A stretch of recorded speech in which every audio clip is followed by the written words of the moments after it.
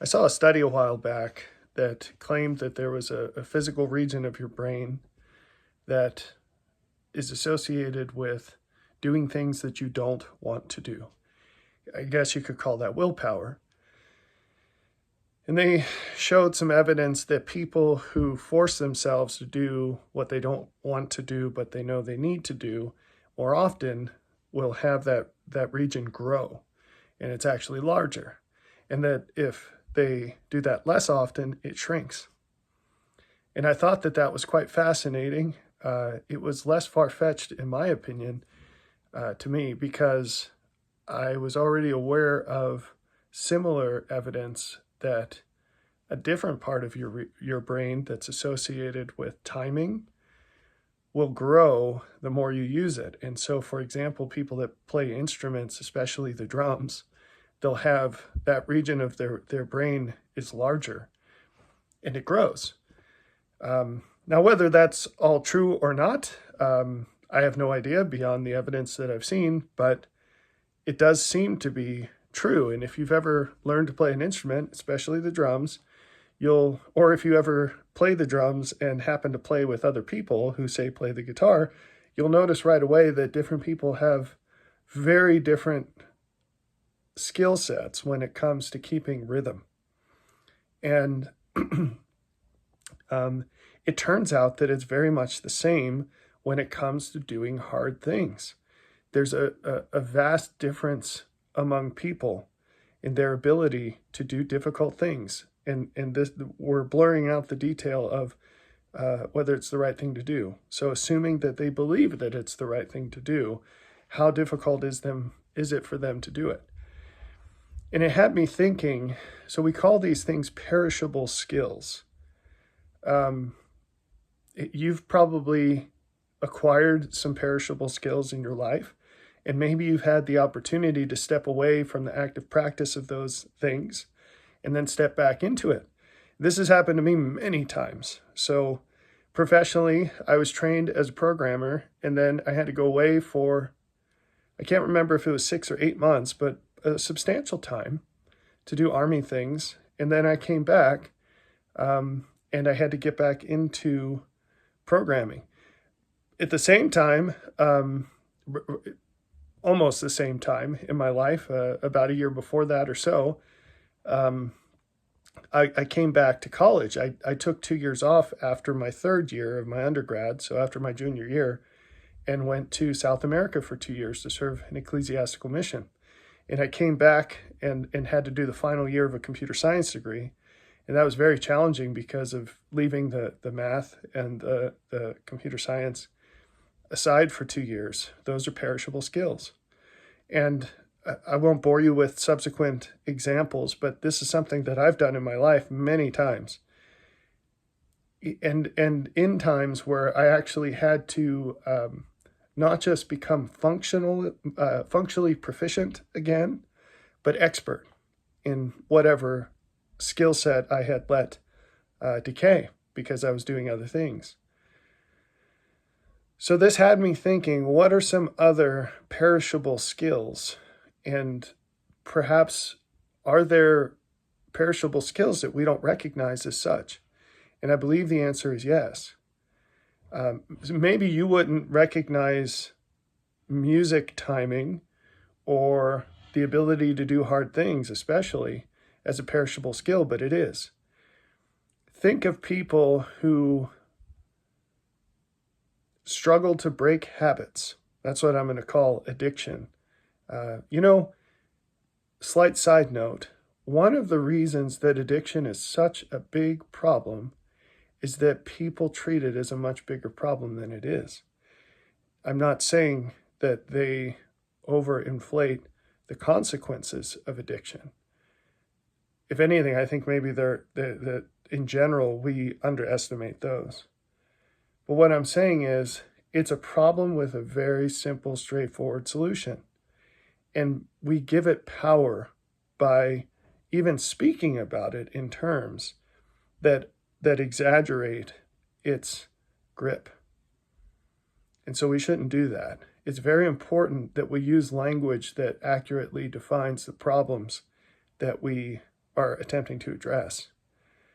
Addictions are just habits, and they can be broken the same exact way that they're formed. You create a habit by continuously choosing to do something, for good or bad. So we talk about addiction, that's a negative habit. There's a word for positive habit. It's called a routine.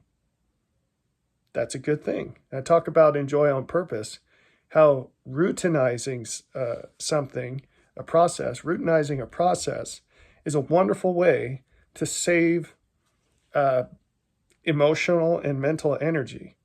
So I have a morning routine that I'm pretty regular with, and it's wonderful. I don't have to actually think about my environment for several hours, the initial several hours of each day.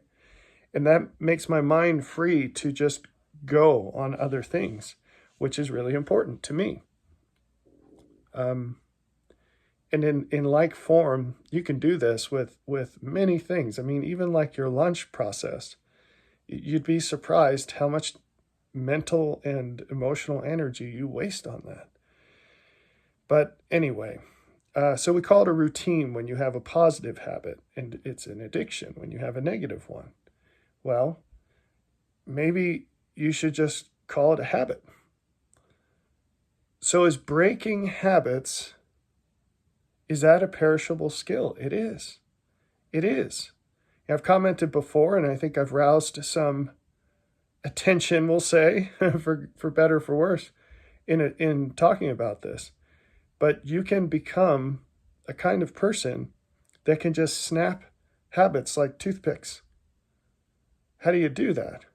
Well, you break habits, right? Like if you want to get good at lifting weights, there's one way to do that. You lift weights. It's like that. You want to get good at times tables. What do? You practice your times tables again and again and again. It's just a matter of putting in the time. So if you're smart, you'd take this analogy even further. You'd take it down to the details. If you want to break big habits, start by breaking little habits.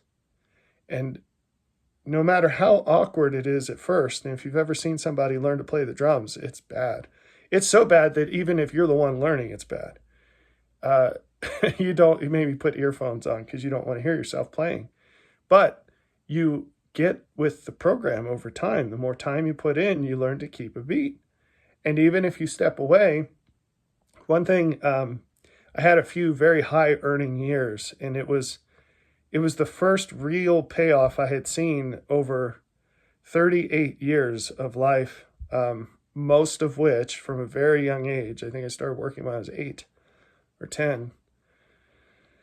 I had just been plowing into life as hard as I could, and that was the first time where I told my wife, I said, I want to get something, like just something little, no big deal. And long story short, I ended up buying a drum set, an acoustic drum set. And it's funny because even in that story, there was like all kinds of crazy thriftiness going on. But to me, it was just a little token of something that I could enjoy, right? And truth is life shifted pretty quickly, where for a long time now, even though that was just a couple of years ago, in my life with events and circumstances, it seems like a lifetime ago. And basically shortly thereafter, I went from playing on a regular basis, maybe like once every week or 2 or 3, to playing maybe once every 6 months.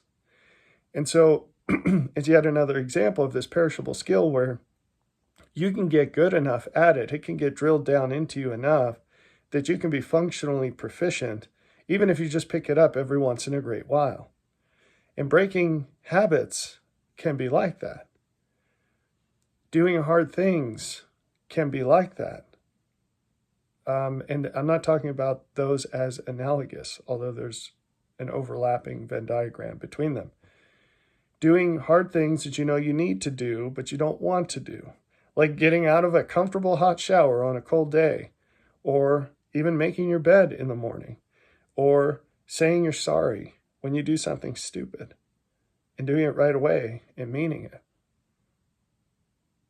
Or taking the time out of the work you have to do every day to say something kind to the people that you love, or spend some time with them.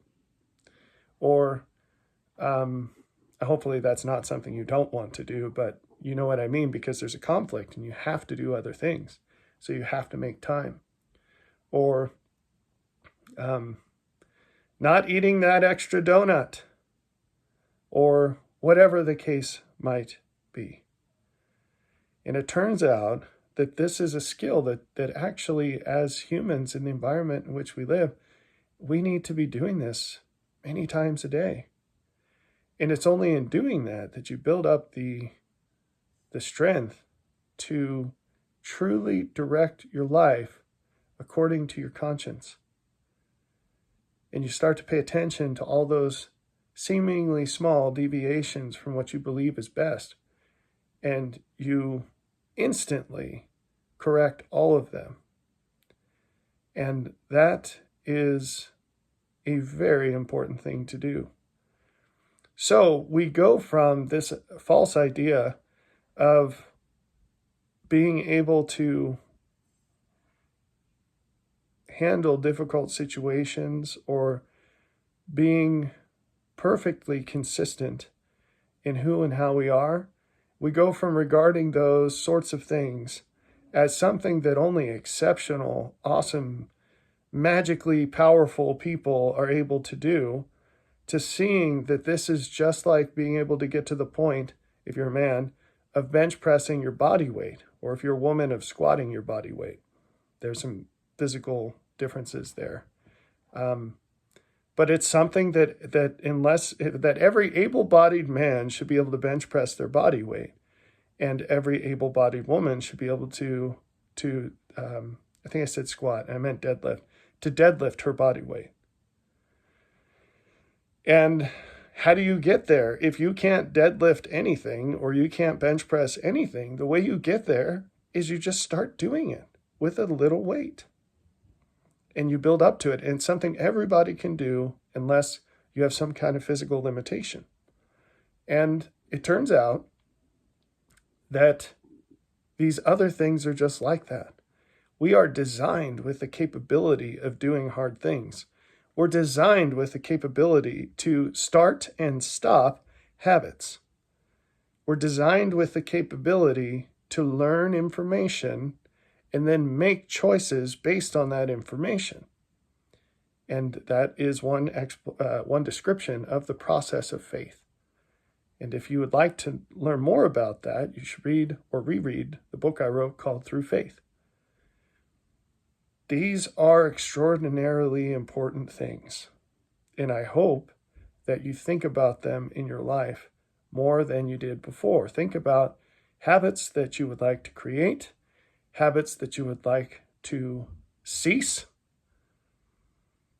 and skill sets that are perishable that you might not have thought about in that way until now, that you need to practice more, because these things are very important.